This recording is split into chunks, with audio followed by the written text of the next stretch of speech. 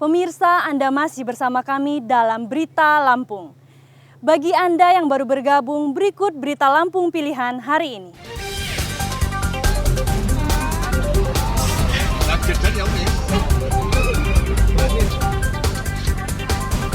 Seorang bapak dan anak balitanya tewas terbakar setelah motornya tertabrak truk di Jalan Sumatera lintas Timur Mesuji.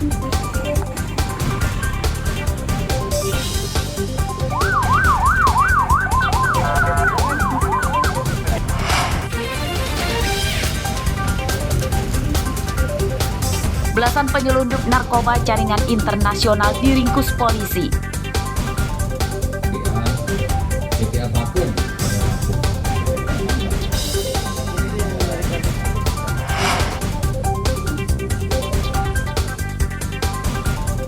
Seorang wanita dijadikan umpan oleh suaminya untuk merampok dengan modus berkencan.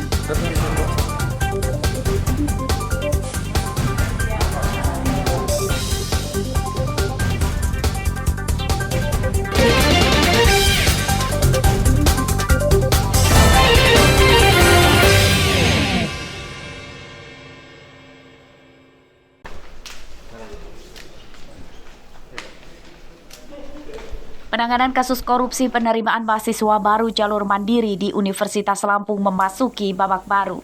Rabu siang, 1 dari 4 tersangka yang ditangkap KPK disidangkan di Pengadilan Negeri Tanjung Karang, Bandar Lampung. Terdakwa yang pertama kali disidang adalah Andi Desviandi. Andi menyuap Rektor Unila nonaktif Karomani 250 juta rupiah untuk 2 nama supaya diterima sebagai mahasiswa di Fakultas Kedokteran Unila. Jaksa menjerat Andi Desviandi dengan pasal 13 Undang-Undang Nomor 31 Tahun 1999 tentang pemberantasan tindak pidana korupsi. Ancaman hukumannya penjara paling lama 20 tahun penjara. Untuk Andi Desviandi itu kita kenakan pasal mengenai pemberian suap kepada Karomani selaku Rektor Universitas Lampung ya. Jadi pasal yang dikenakan itu pasal 5 ayat 1 huruf A atau kedua 5 ayat 1 huruf B dan ketiga itu atau ketiga pasal 13. Di dalam dakwaan kami masukkan 250 juta rupiah yang diberikan kepada Karomani. Kuasa hukum Andi Desviandi menyatakan tidak membuat eksepsi atau pembelaan karena sudah membaca dan mendengar dari jaksa penuntut umum terkait fakta dan tuntutannya, sehingga tidak ada yang perlu diperdebatkan. Tanya sama Mas Andong, karena kita melihat dan sudah membaca serta mendengar secara langsung dari JPU, secara yuridis normatif semua tidak ada yang perlu kita perdebatkan. Masalah lokusnya, masalah temposnya semua sudah sesuai. Artinya apa? Maka kita meminta tadi untuk segera masuk ke pokok perkara saja. Bang Andi, ada yang mau sampaikan, Bang?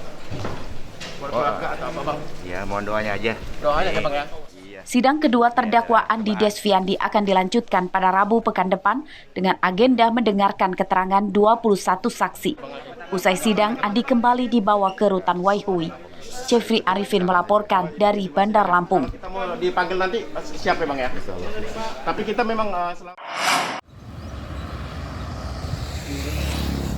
Penyerangan terhadap rombongan polisi Polres Tulang Bawang oleh keluarga tersangka narkoba Heri Ismail di Desa Bujung Tenuk, Kecamatan Menggala, Tulang Bawang tampaknya tidak berbuntut panjang.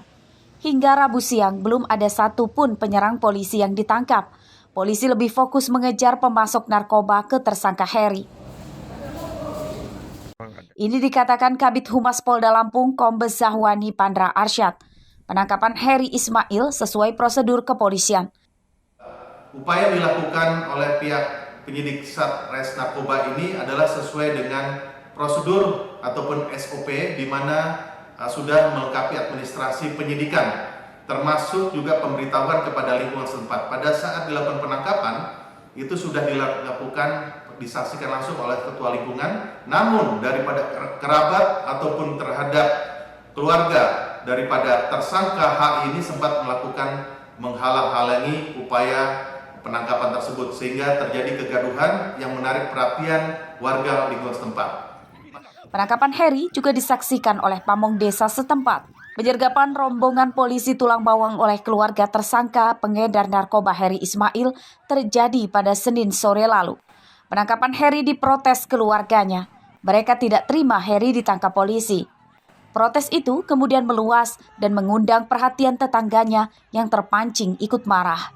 Mereka menyerang dan melempari mobil polisi dengan batu dan kayu. Akibat kejadian itu, 2 polisi terluka. Ari Susanto melaporkan dari Bandar Lampung.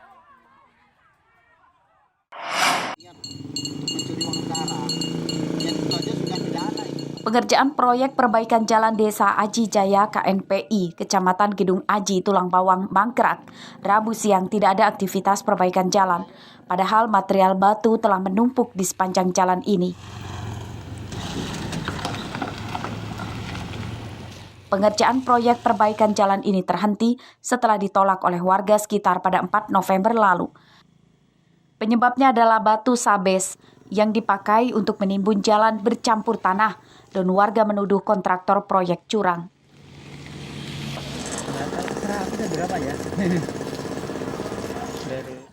Warga khawatir mutu jalan yang buruk menyebabkan jalan tidak awet dan cepat rusak. Menurut warga, Dinas PUPR Tulang Bawang juga sudah melayangkan 2 kali surat peringatan kepada kontraktor untuk mengganti batu yang akan dipakai. Ini supaya mutu jalan yang diperbaiki lebih bagus dan awet. Sirtu yang dipakai ini banyak campuran tanahnya ketimbang batunya. Nah, ini udah beberapa kali dituntut oleh masyarakat dan Dinas PU pun, menurut Dinas PU mereka telah melakukan 2 kali surat peringatan SP. Nah, tapi sepertinya perusahaan ini tidak memperhatikan ini. Tidak memperhatikan apa yang jadi tuntutan masyarakat dan apa yang peringatan oleh Dinas PU. Ini yang kita lihat bahwa sirtu yang tidak layak ini mereka pakai. Tetap mereka pakai. Setelah itu mereka lapisi dengan sirtu yang katanya agak lumayan. Jalan yang akan diperbaiki rencananya sepanjang 2 km. Anggaran perbaikan jalan dialokasikan dari dana APBD Provinsi Lampung, lebih dari 2 miliar rupiah. Bustaki melaporkan dari Tulang Bawang.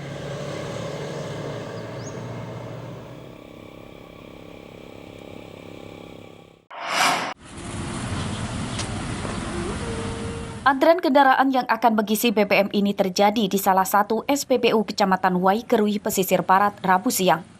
Antrian disebabkan adanya penjualan dalam jumlah besar untuk UMKM, nelayan, dan petani.